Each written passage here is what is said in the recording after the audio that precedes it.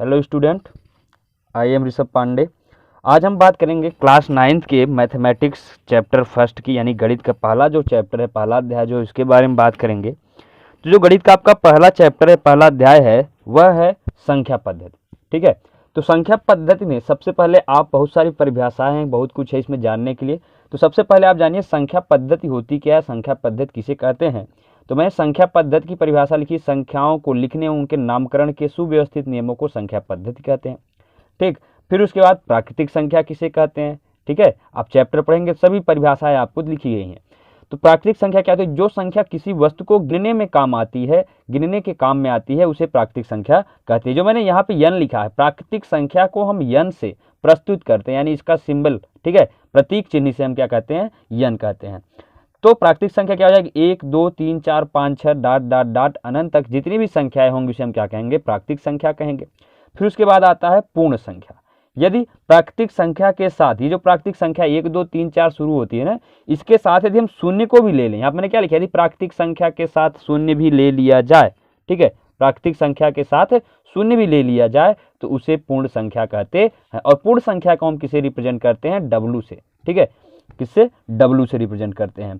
तो 0 1 2 3 4 5 6 ये सभी क्या हैं, पूर्ण संख्याएं। ठीक है, ये सभी क्यों बता रहे हैं, जैसे जैसे आप प्रश्नावली में पढ़ते जाएंगे आपको पता चलता जाएगा कि यह सभी परिभाषाएं आपको क्यों बताई जा रही हैं। ठीक है, तो यहाँ पे n को नेचुरल नंबर भी कहते हैं, प्राकृतिक संख्या कहते हैं। ठीक, कैपिटल N इसलिए।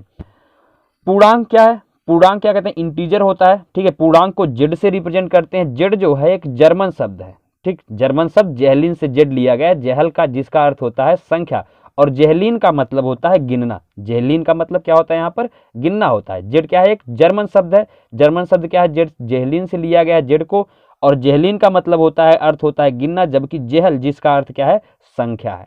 ठीक, तो पूर्णांक के बारे में बात करते हैं। पूर्णांक क्या है, संख्या पद्धति में पूर्ण संख्याएं व ऋणात्मक संख्याओं के संग्रह को पूर्णांक कहते हैं।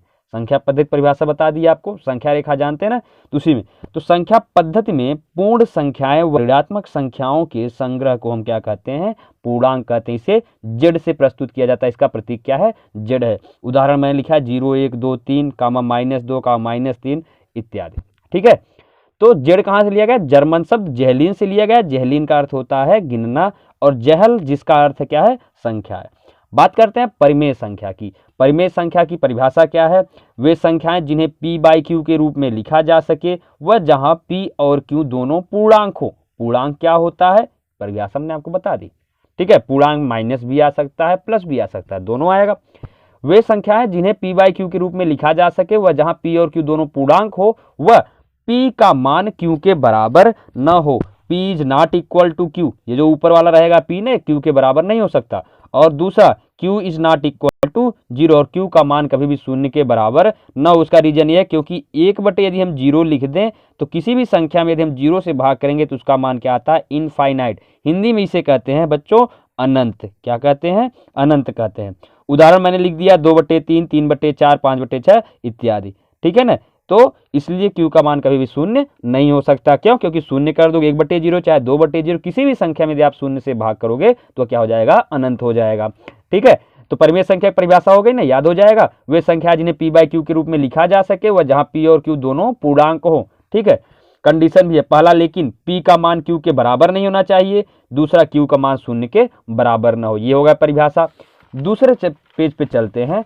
अब आप देखेंगे, और हाँ एक चीज और, सॉरी छूट गया आपका, एक चीज और, जो आपकी ये परिमेय संख्या है, ठीक है ना, यहाँ पे परिमेय संख्या को हम q से रिप्रेजेंट करते हैं, यानी q से प्रस्तुत किया जाता है। ठीक है ना, आप इसका चाहे स्क्रीनशॉट लेकर रख लीजिएगा, लिख सकते हैं आसानी से।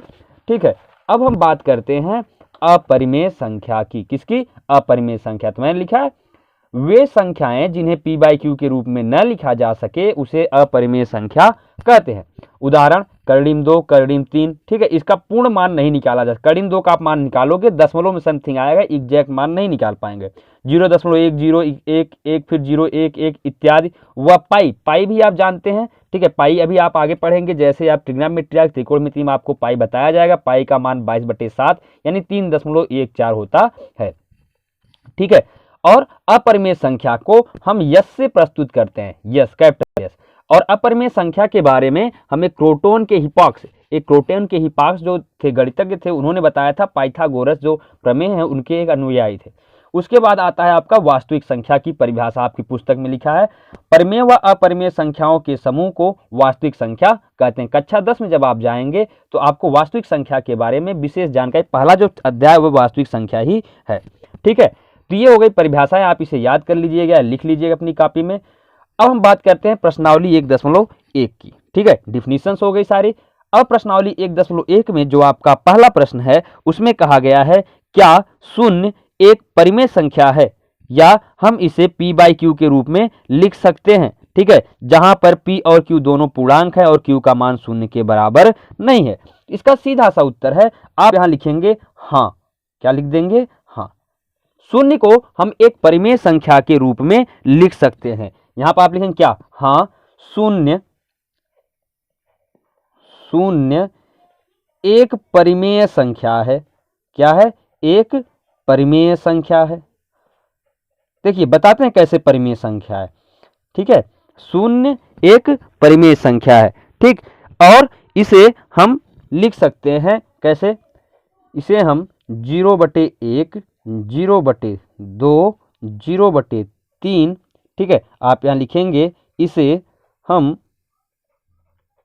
0/1, 0/2, 0/3 के रूप में लिख सकते हैं। 0/3 के रूप में लिख सकते हैं। ठीक है, लिख सकते हैं। ओके, अब यहां पर देखिए प्रश्न ये पूछा था क्या शून्य एक परिमेय संख्या है, उसे p बाई क्यू के रूप में लिखा जा सकता है। मैंने क्या लिखा? हाँ, शून्य एक परिमेय संख्या है, इसे हम 0/1, 0/2, 0/3 के रूप में लिख सकते हैं। अच्छा, अब यहाँ पर शून्य क्या है? आप शून्य आप क्या जानते हैं? शून्य क्या होता है? पूर्ण संख्या है। मैंने क्या कहा था? परिमेय संख्या की परिभाषा आप याद कीजिए, मैंने पीछे बताया अभी आपको, वे संख्याएं जिन्हें p बाई क्यू के रूप में लिखा जा सके। ठीक है, तो p बाई क्यू के रूप में लिख दिया गया। p का मान q के बराबर ना हो, p ऊपर क्या है? 0 है, q का मान क्या है? 1 है, दोनों एक दूसरे के बराबर भी नहीं है। ठीक है, q का मान शून्य के बराबर ना हो, यहाँ पर q का मान 1 है, फिर q का मान 2 है, q का मान 3 है, q का मान शून्य के बराबर भी नहीं, कंडीशन फॉलो कर रहा है। ठीक है, और p और q दोनों क्या है? पूर्ण संख्या भी है, 0 भी पूर्ण है, 1 भी पूर्ण संख्या है। पूर्ण संख्या परिभाषा बताइए ना, इसलिए क्या होगा? शून्य एक परिमेय संख्या है। पहला प्रश्न आपका हो गया, कोई दिक्कत नहीं इसमें। दूसरा प्रश्न की बात करते हैं। ठीक है, दूसरे प्रश्न की हम बात करते हैं। प्रश्न जो दूसरा है उसमें कह रहा है कि 6 परिमेय संख्याएं ज्ञात कीजिए, 3 और 4 के मध्य 6 परिमेय संख्याएं ज्ञात कीजिए। तो हम यहां पर देखो सबसे सरल है, 3 और 4 के बीच आप यहां लिख दीजिएगा 3 और 4। ठीक है, इन्हीं दो संख्याओं के बीच परिमेय संख्या ज्ञात करनी हमें है। कितनी? 6 परिमेय संख्या। वैसे दो संख्याओं के मध्य बहुत सारी अपरिमित यानी बहुत सारी परिमेय संख्याएं हम ज्ञात कर सकते हैं, अनंत तक। ठीक है, अच्छा, अब 6 परिमेय संख्या ज्ञात करने के लिए हम क्या करेंगे? कहा कि 6 परिमेय संख्या ज्ञात कीजिए। तो कितनी परिमेय संख्या करा है? 6। 6 में आप जोड़ दीजिए 1। सबसे सिंपल तरीका है, 6 + 1 कर देंगे, क्या आ जाएगा? पास 7 आ जाएगा। ठीक है, अब इस 7 का 3 में ऊपर नीचे गुणा कर दीजिए और 4 में भी ऊपर नीचे गुणा कर दीजिए। यानी 3 को हम लिख सकते हैं 3/1 गुणे 7/7 और 4/1 गुणे 7/7। लिख सकते हैं कि नहीं लिख सकते? लिख सकते हैं। तो यहां पर क्या हो जाएगा? 21/7 और 28/7। अब आप देखिए 21/7 और 28/7 के बीच आप 6 परिमेय संख्या आसानी से लिख सकते हैं, क्योंकि यहां पर दोनों का हर क्या है? समान है। तो 21 और 28 के बीच परिमेय संख्याएं कौन कौन सी हो जाएंगी? तो आप लिखेंगे 21/7 और 28/7 के बीच 6 परिमेय संख्या 22/7, 23/7, 24/7, फिर 25/7 न 26/7, ठीक है, और 27/7। तो 6 परिमेय संख्या हो गई ना, 1 2 3 4 5 6, 6 परिमेय संख्या हमने लिख दी। ठीक है, तो ये हो गया आपका 3 और 4 के मध्य 6 परिमेय संख्या। मैंने क्या कहा? सबसे पहले 3 और 4 के बीच कितनी परिमेय संख्याएं कह रहा है, आप उसको ध्यान दीजिए। 6 परिमेय संख्या कहा तो मैंने 6 में 1 को जोड़ दिया। ठीक है, एक क्या है आपका? प्राकृतिक संख्या में आता है, पूर्ण संख्या में भी 1 आता है। तो एक अधिक इसलिए जोड़ रहे हैं ताकि हमें 6 परिमेय संख्या मिल जाए। तो 6 + 1 कर दिया, 7 आ गया। 3 में फिर 7 का ऊपर नीचे गुणा कर दिया, 4 में भी 7 का ऊपर नीचे गुणा कर दिया हमने। ठीक है, आगे 21/7 और 28/7। अब यहाँ पर आप देख रहे हैं 7 7 दोनों का हर समान है, 21 और 28 के बीच 22/7, 23/7, 24/7, 25, 26, 27/7, 6 परिमेय संख्या हमने लिख दी। अब अगले प्रश्न की तरफ चलते हैं। प्रश्न आपको समझ में आ गया ना?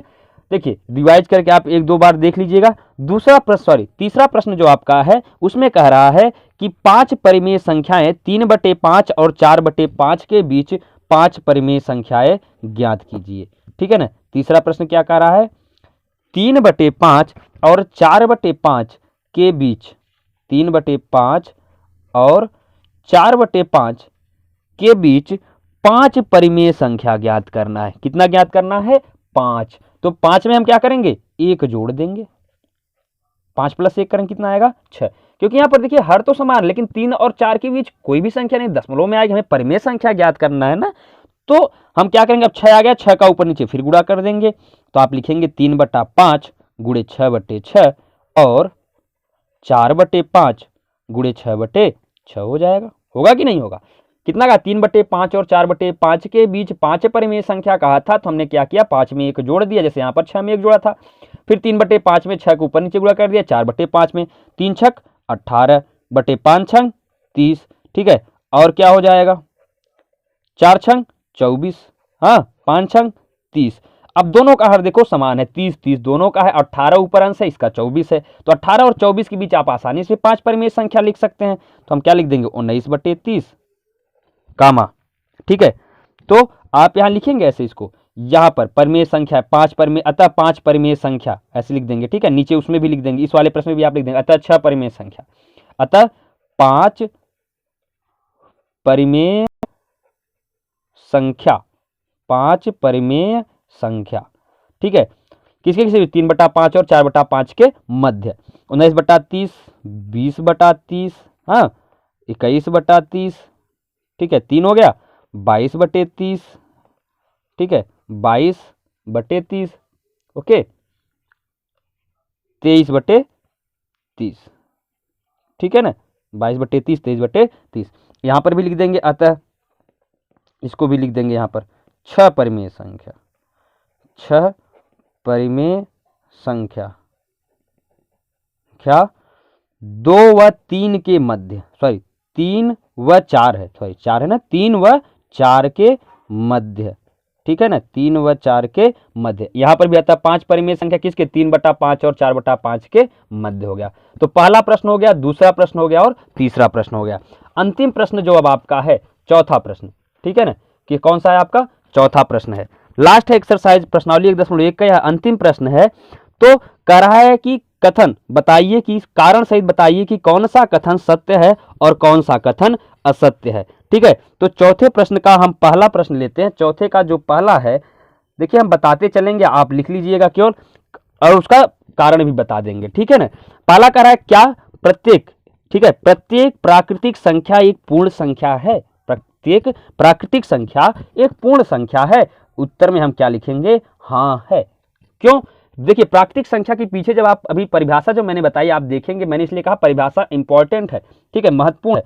लिखेंगे क्या? हाँ है। कारण में आप क्या लिखेंगे? कारण में आप लिखिए, यहां पर लिख दीजिएगा कारण, रीजन। ठीक है ना, लिखेंगे आप कारण इसका यहां पे कि पूर्ण संख्याओं का संग्रह प्राकृतिक संख्याओं को रखता है, या पूर्ण संख्याओं का संग्रह, पूर्ण संख्याओं का संग्रह, पूर्ण संख्याओं का संग्रह में प्राकृतिक संख्या होती है, प्राकृतिक संख्या होती है। ठीक है ना, पूर्ण संख्याओं का संग्रह मतलब जीरो से लिया जाता है पूर्ण संख्या, 0 1 2 3 4 5, यदि जीरो को छोड़ दिया जाए तो 1 2 3 4 5 ये क्या है? प्राकृतिक संख्या ही तो है। ठीक है, तो पहला हो गया, हाँ लिख दिया आपने, कारण भी लिख दिया। दूसरा भी बता देते हैं आपको। दूसरा प्रश्न जो आपका कहा जा रहा है, इसमें दूसरा प्रश्न आपका क्या है? कह रहा है कि प्रत्येक पूर्णांक एक पूर्ण संख्या है, प्रत्येक पूर्णांक एक पूर्ण संख्या है। तो आप क्या लिख देंगे? नहीं। देखिए मैं कारण लिखूंगा नहीं, बता रहा हूं, आप कारण लिख लीजिएगा। ठीक है ना, नहीं, प्रत्येक पूर्णांक एक पूर्ण संख्या नहीं है। क्यों? क्योंकि आप क्या लिख सकते हैं, जो पूर्ण संख्या होती है वह पॉजिटिव होती है, लेकिन पूर्णांक क्या होता है आपका, ऋणात्मक भी होता है। ठीक है ना, तो आप यहाँ पर लिखेंगे चूंकि, ठीक है, चूंकि पूर्ण संख्या सिर्फ धनात्मक होती है और पूर्णांक ऋणात्मक व धनात्मक दोनों होता है। यहां पर आप कारण क्या लिखेंगे, पूर्ण संख्या धनात्मक होती है, मतलब प्लस में रहती है ना, धनात्मक होती है, जबकि पूर्णांक ऋणात्मक होता